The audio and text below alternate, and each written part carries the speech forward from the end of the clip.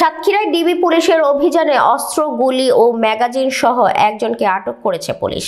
বিস্তারিত আব্দুল ওহাবের পাঠানো তথ্য ও ভিডিও চিত্রে। বৃহস্পতিবার রাতে সাতক্ষীরার ডিবি পুলিশের এক অভিযানে 3টি বিদেশি পিস্তল, 6 রাউন্ড গুলি ও 6টি ম্যাগাজিন সহ আসাদুল গাজী নামের একজনকে আটক করেছে পুলিশ। আটক আসাদুলের বাড়ি দেবহাটা উপজেলার কালাবাড়িয়া গ্রামে। তার বাবার নাম মৃত জাফর গাজী।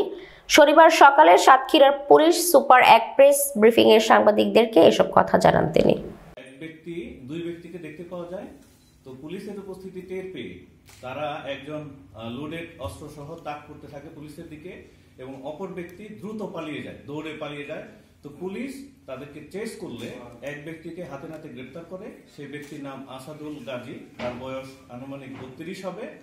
তো তার কাছে তার হাতে লোডেড অবস্থায় একটি পিস্তল পাওয়া যায়, 2 রাউন্ড গুলি সহ, এবং তার ডান পকেটে কষ্টের দ্বারা মোড়ানো অবস্থায় একটি খালি ম্যাগাজিন পাওয়া যায় এবং তার 2 জিন্সের যে জ্যাকেট পরিহিত জ্যাকেটের মধ্যে আরো 2টি পিস্তল ছিল লোডেড অবস্থায়, 2 রাউন্ড করে, এবং খালি একটা করে ম্যাগাজিন ছিল।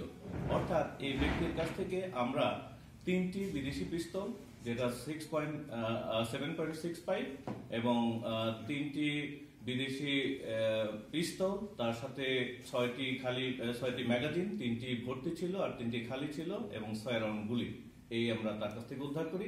এবং এক ব্যক্তি দ্রুততার সাথে পালিয়ে যায়, যেহেতু রাত্রি ছিল।